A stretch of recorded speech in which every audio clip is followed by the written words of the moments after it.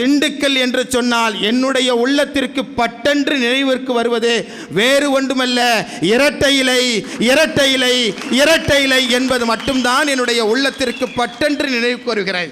அந்த இரட்டை இலையிலும் கூட ஒரு செய்தி இருப்பதாக நான் கருதுகிறேன். இரட்டை இலையிலே கூட இந்த இரண்டுக்கும் ஒரு அர்த்தம் இருக்கிறது. புரட்சி தலைவர் அவர்கள் வேறொரு நோக்கத்தோடு இதனை சொல்லியிருப்பார்கள்.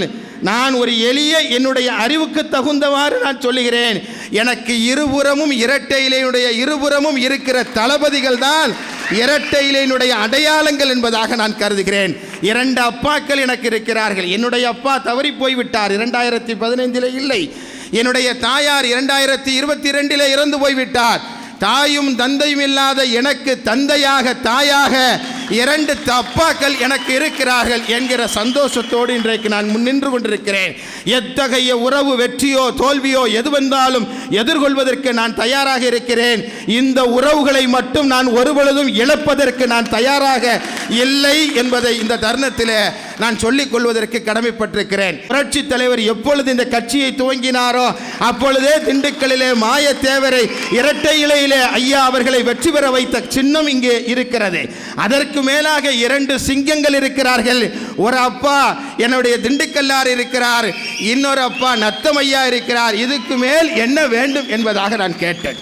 அதையும் தாண்டி எது வந்தாலும் எதிர்கொள்ளுகிற சக்தியோடு திராணியோடு இருக்கிற அஇஅதிமுகவினுடைய தொண்டர்கள் இருக்கிறார்கள், சிறுபான்மை மக்கள் இருக்கிறார்கள். எல்லாவற்றையும் தாண்டி அனைத்து மதங்களுக்கும் அனைத்து ஜாதிகளுக்கும் பொதுவாக இருக்கிற முகம்மது முபாரக் என்கிற அடையாளத்தோடு உங்களுக்காக உழைக்கிற நான் இருக்கிறேன். வேறு என்ன வேண்டும் என்று கேட்டேன். வேட்பாளர் நிலை என்னங்கிறது எனக்கு தெரியும், உங்களுக்கெல்லாம் தெரியுங்கிறது நான் நம்புகிறேன். ஆனால் காலையிலே ஃபோன் பண்ணும் பொழுது கூட அப்பா சொல்லி காட்டினார், நீ என்னுடைய பிள்ளைய மாதிரி உங்களை பார்த்து கொள்ள வேண்டிய பொறுப்பு எனக்கு இருக்கிறது என்று சொன்னார். ஆயிரக்கணக்கான அப்பாக்கள், ஆயிரக்கணக்கான அம்மாக்கள், லட்சக்கணக்கான சகோதரர்கள், லட்சக்கணக்கான சகோதரிகள், லட்சக்கணக்கான மாமன்மார்கள், லட்சக்கணக்கான மாமிமார்கள், லட்சக்கணக்கான கோடான கோடிக்கணக்கான சித்தப்பா சித்திப்பார்களை கொண்டிருக்கிற திண்டுக்கல் பாராளுமன்ற தொகுதியிலே போட்டியிடுவதை நான் பெருமையாக கருதுகிறேன், லட்சியமாக கருதுகிறேன். இங்கே கிடைக்கிற வெற்றி என்பது வரலாற்று வெற்றியாக நான் கருதுகிறேன். அதற்காகத்தான் திண்டுக்கல்லை நோக்கி வந்தேன். சிலர் சொல்லுகிறார்கள் இவர் வேற ஊர்லேருந்து வந்திருக்கிறார் என்று சொல்லுகிறார்கள், திண்டுக்கல்லுக்கு வந்திருக்கிறார்கள் என்று சொல்லுகிறார்கள்.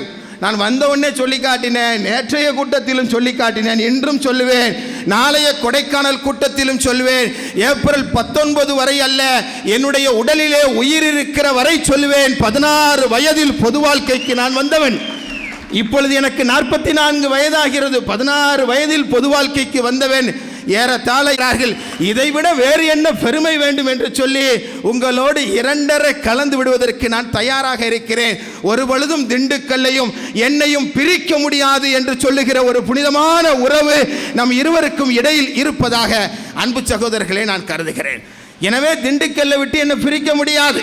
பொது வாழ்க்கை மட்டுமே மக்கள் பணியே மகேசன் பணி என்று சொல்லுகிற அளவிற்கு மக்களுக்காக 24 மணி நேரமும் உழைக்கிறவனாக நான் இருப்பேன். அதற்கான ஒரு அங்கீகாரத்தை திண்டுக்கல் மக்கள் தருவார்கள் என்று நாம் நம்பவில்லை. திண்டுக்கல் மக்கள் தந்துவிட்டார்கள் என்பதாகவே இந்த தருணத்திலே நான் நம்புகிறேன். உங்களை எல்லாம் பார்த்த பின்பு உங்களது கண்களிலே தெரிகிற அந்த வெறி, அந்த உணர்வு, அந்த வெற்றி, அந்த ஒளி என்பது என்னுடைய கண்களுக்கும் என்னுடைய உள்ளத்திற்கும் தெரிகிறது. நிச்சயமாக ஜூன் மாதம் 4ஆம் தேதி வாக்குகள் எண்ணப்படுகிற அந்த நாளிலே திண்டுக்கல் பாராளுமன்றம் இதுவரை வரலாற்றில் இல்லாதவாறு 534 தொகுதியிலும் அதிகமான வாக்குகளே வெற்றி பெற்றது என்று சொல்லுகிற மாபெரும் சாதனையை நீங்கள் படைப்பீர்கள் என்பதாக இந்த தருணத்தில் நான் கருதுகிறேன். செய்திகளை உடனுக்குடன் தெரிந்து கொள்ள உடனே சப்ஸ்கிரைப் பண்ணுங்க.